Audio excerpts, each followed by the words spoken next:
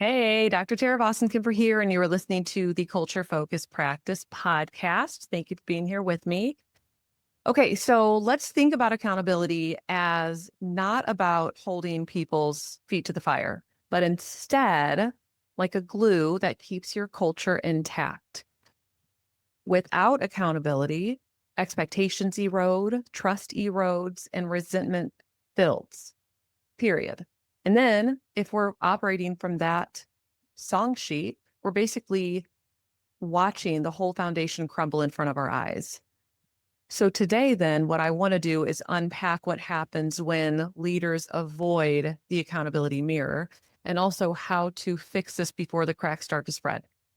Before we go further, as per usual, make sure you subscribe to the podcast. This is really for people who are interested in messy and real leadership, fallibility, and humanity, and that intersection of business and humanity. That's what this podcast is about.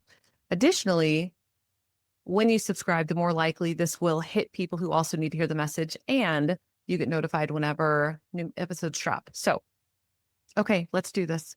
Okay, let me set the stage real quick with an agenda. There's only 4 items on our agenda for today. Number 1, what the accountability mirror is. Number 2, why accountability matters. Number 3, what happens when it's missing. And number 4, how to build it into your practice. So when I'm talking about the accountability mirror, here's what I'm talking about. I'm talking about when leaders face themselves first before holding others accountable. I think I've said this at some point in an episode or 2 or 5, but I am a huge proponent of Jocko Willink's extreme ownership. And I think that it's coming to mind for me right now, where anytime something goes wrong, my first question should be, what have I done or not done? Am I modeling what I'm asking? Am I enforcing standards or am I excusing behavior? Am I frustrated with people for not doing something, or am I mad at myself because I didn't step in, or because I didn't hold a boundary, or because I wasn't clear about what I actually wanted? That's the accountability mirror. It's basically saying, what role did I play in this? What it doesn't do, just to be very, very clear, there are always hires that don't work out. So what this doesn't do is absolve people of their responsibility for their behavior. So if there's a bad fit person, for example, you could do everything right, or let's say 85 to 90% of things right, and nothing will actually work because that person shouldn't be at your practice, period. That's just a bad fit. The right seat, maybe, but you've got the wrong person in that seat. I'm not saying that you take responsibility for that person's behavior. What I am saying is that accountability might look something like, shit, what role did I play in that hiring process? Did I let things slide during the phone screen? Did I review the candidate clearly enough? Did we do any sort of assessment to figure out if this person is being honest with what they're saying? That is what the accountability mirror can look like. So leaders who avoid the accountability mirror basically create a culture where accountability feels like it's just an option, like it, well, yeah, sure, maybe, but like, it's not really mine. That's not mine to own. Leaders who embrace the accountability mirror, on the flip side, build fairness, they build safety, they build predictability. They're typically transparent and authentic and open. What you see is what you get, basically, and you know what to expect, all of which, again, feeds back into safety, trust, clarity, etc. So why accountability matters, this is agenda item number 2. I feel like this is obvious, so it's funny to talk about it, but number 1, it's a sort of protection. Like, it protects clarity for your team and for yourself.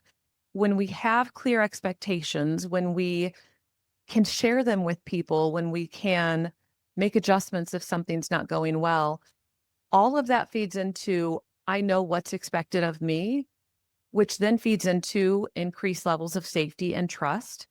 And in a lot of cases, people end up feeling comfortable with vulnerability and making mistakes and taking ownership of those things.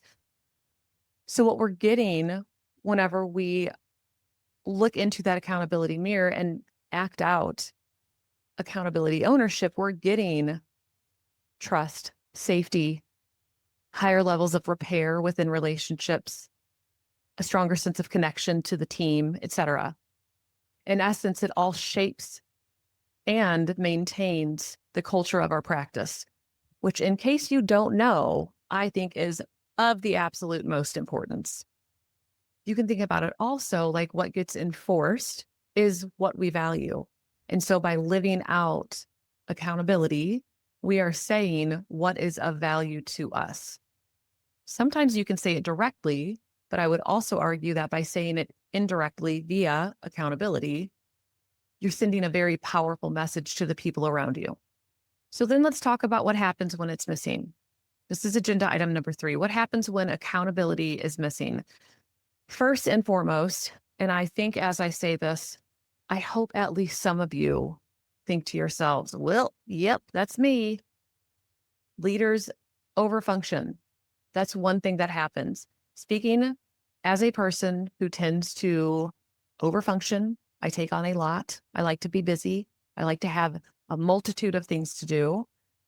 It is not uncommon that I'm just going to pick something up if I see it sitting down, or that I'm going to step in and maybe pick up some slack if I notice there's some slack going on. I've had to train myself and teach myself and make myself uncomfortable. Honestly, it's uncomfortable not to do that. It's uncomfortable not to overfunction. So I've had to teach and train myself to respect people's roles and respect that they have ownership of something, and also that it might negatively impact them if I step in. So with that said, what I know is that if I am starting to overfunction as a need, for example, like shit's not getting done and I'm starting to overfunction, that's usually an accountability issue. So if I'm thinking about this like an accountability mirror, I know for myself that when I'm overfunctioning, there's a possibility that somebody's not doing the work and I'm not holding them accountable, or I'm not clarifying the expectations, or I haven't been clear about the guidelines for doing something. Me overfunctioning, sure, it's a problem in and of itself. It's sort of I don't want to say default way of being, but it's pretty close to a default way of being. But I've had to start to look at it as a symptom of, I need to reflect on what's actually going on. What am I doing too much of or not doing enough of? Like what I'm looking in this mirror and saying, okay, Tara, am I modeling what I'm asking of somebody else? Am I enforcing standards? Am I holding people accountable to their role and what's expected of them? Am I excusing behavior? Am I stepping in as a function of a person being out? For example, my integrator just got back from maternity leave. Thank God. As a side note, it is so, oh my God, it's so relieving with her being back. Even in a part-time capacity, it's just a giant weight off my chest. That aside, with her gone, of course I was overfunctioning because I was picking up slack that was expected. I'm not out of the business enough at this point that I am not picking up slack if a key leadership team member is gone. So, maybe in the future, if my integrator's out, I'm not going to pick up any slack because it'll go to people around us. But in this case, there's sometimes when overfunctioning, for example, is based on circumstances and kind of unavoidable. That's fine. But when you have all the right people in the right seats and you're still overfunctioning, again, that's whenever I want you to pick up that accountability mirror and start asking yourself questions about your role in what is happening. Another thing that can happen when accountability is missing is that you're going to start to get a sense that something's off, that people aren't very happy, that there's some like resentment starting to spread, or you're maybe hearing grumblings, or, you're hearing like whispers in the background about people being unhappy, or they're frustrated, or they're just feeling some low level or potentially even high level resentment. You also might pick up on this if more than one person comes to you and voices concern about a colleague, and saying, I'm a little bit worried about them. Absolutely, there might be, stepping in at that point. My point in all of this, though, is that when we don't engage in accountability measures, we are indirectly going to, at some point, sow resentment. And when we can't talk about that, it festers and it gets infected and it potentially becomes toxic. It starts to poison the team and the culture. And from where I'm standing, we are only as strong as the people around us. We, of course, set the stage, chart the course, set standards and whatnot. And your team plays a major part in helping maintain those. And so if you're saying to yourself, no, I'm the only one that really pays attention to the culture. They're not really going to care. They don't really notice things. Yes, they do. They might not tell you, but they pay attention. They can feel the tone and the vibe of the space in the same way that you can. I do think that leaders, and I can only speak for myself, but I think broadly speaking, leadership can have what's the word I'm looking for? I don't want to say a gut sense or an intuition, but I sometimes feel like I pick up on things sooner than the people around me, which is probably largely reflective of my time with the group, like, as the owner and the founder of the practice, and then also my time in leadership, and then also my experience working with a lot of these people for a long time. What I will say though is that as I have become a little more disengaged from the daily operations, from the clinical team on a consistent, like tightly knit basis, it's my DCO who will voice things. And so I think there's something about the seat that's most connected to the team might actually have that like felt sense of, I think something's off without having the feedback yet. So I think just having a sense for who are the people, myself included, and, those around me who might be most likely to pick up on some unspoken frustrations or unspoken resentment. Of course, use your own internal gauge. Like, duh, I think everything we feel is some form of data, whether it's about us or about something that's going on. But also, you want to look for that data externally. And so that might mean we start to have some conversations with people around us. That might mean we start to like ask some real specific, like pointed questions about what might be going on. I don't think it's fair to say, just trust your gut. Like if you're feeling there might be resentment, then go for it. No, I don't think that's fair. I'm not going to just trust my gut with something like that. I'm going to probably voice it to my leadership team and get some feedback from them first, and then maybe take it, beyond that. If they also have the same sense, then I might go a little bit further and reach out to the team itself. Ultimately, just to bring this little point home, if there is unspoken frustration and there's no space to share that, we're going to get resentment. We're going to get that toxicity that starts to build up and really just spill over to the entire team. I think another thing that can happen when accountability is missing is that the standards just start to slip. This one's hard because when I say that standards slip if we don't hold people accountable, this has nothing to do with how I feel about people around me or how I view the people that I work with and who work for me, or how I believe that people thrive in various business settings. I really just think that there's something about a natural ebb and flow to work life. Like there's something about if you tell me to do 10 sprints at the end of a long practice, but then I see my teammates stop at 8 and I'm exhausted, I'm going to stop at 8. Maybe not the first time, maybe not the second time, but if every time this happens and one of my teammates is stopping at an 8 count, I'm done. I'm thinking to myself, what the fuck? I'm exhausted. Like, I'm exhausted too. Why are they stopping at 8?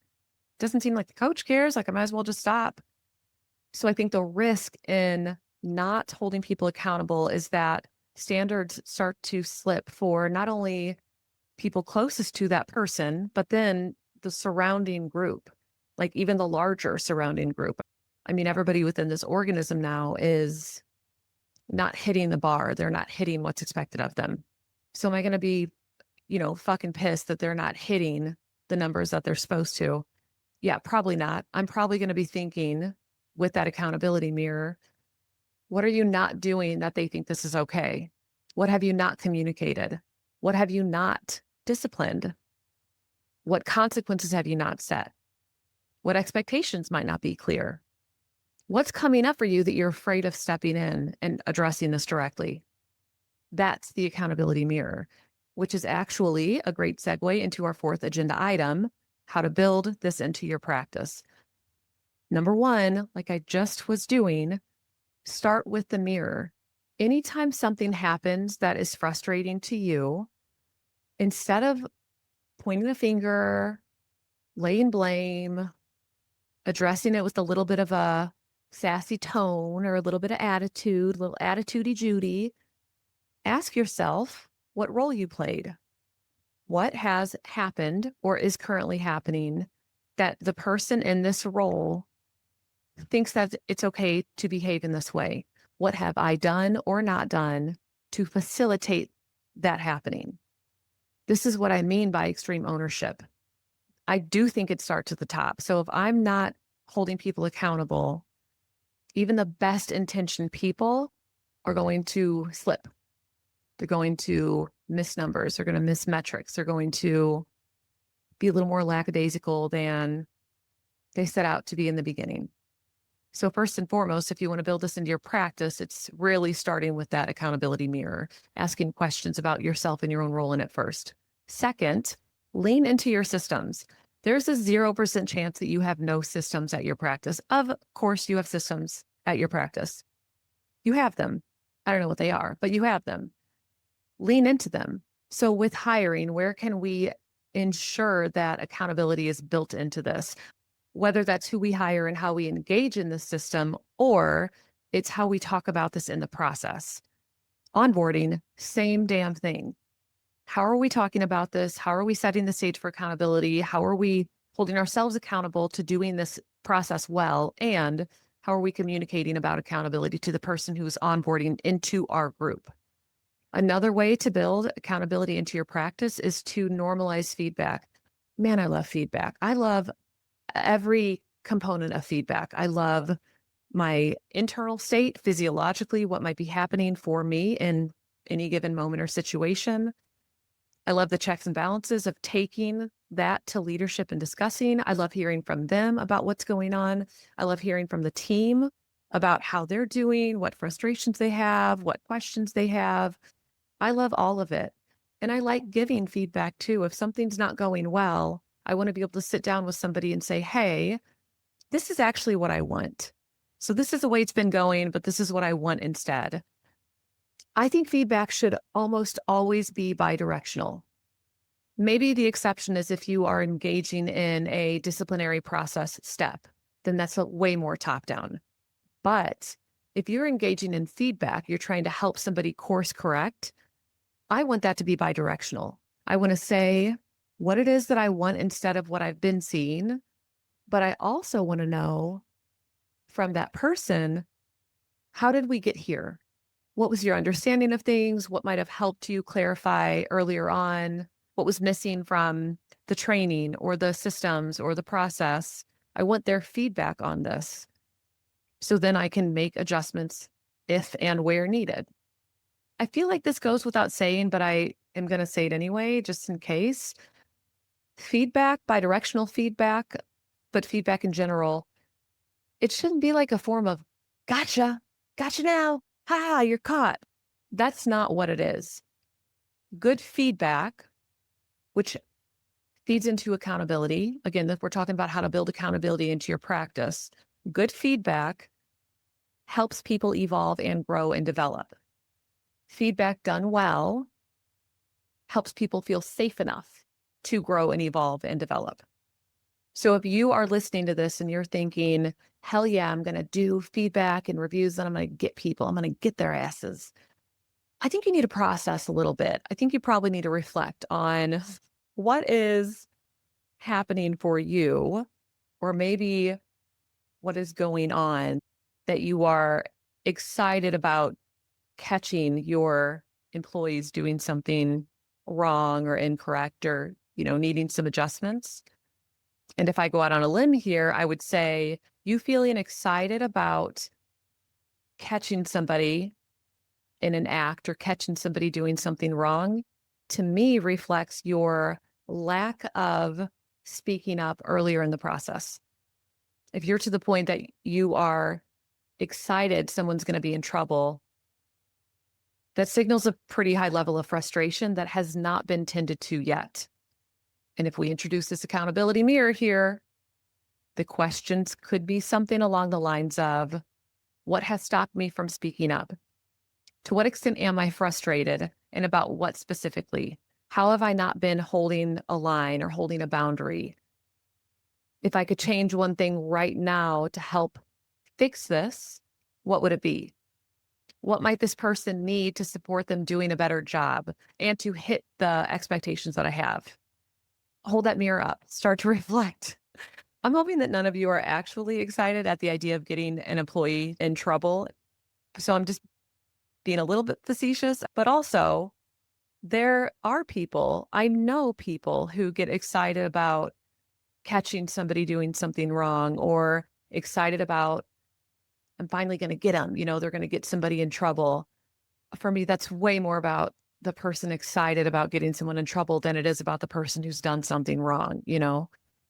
So just to recap, building it into your practice, number one, starting with that accountability mirror, reflect on yourself first and foremost. Number two, lean into your systems. You have systems in place, lean into them, hiring, onboarding, reviews. Number three, normalize feedback. It should be a constant at your practice. It should be just an ongoing thing. And then where you can make it about growth and support, the more people are going to engage in feedback type processes. Okay, let's close this out. Recapping. Accountability is the mirror. Avoiding it causes shit to crumble and resentment to fester and trust to erode. Facing it and practicing it is what creates a cultural glue. Clarity of expectations, safety, trust, a healthy, vibin', rockin' culture, which is exactly what you want. That's really all I got. I always appreciate you being here with me. So thank you for listening. I for real love that you are here doing the work of building an intentional culture focused practice. Because who the fuck wants to be at a place that sucks? I mean, maybe that's what this all comes down to. If you are in dire need or slight need of more leadership and culture tools or support, join the membership. It's Inside the Living Practice. You can find it at www.taravaustinkimber.com/the-membership. And if you want EOS resources, my favorite, just search out the EOS Collective for group practices on Facebook. It's a free group. Just join. It's super easy to do. Otherwise, it's been real. It's been fun. Super appreciate your time. I'll see you next time. Bye.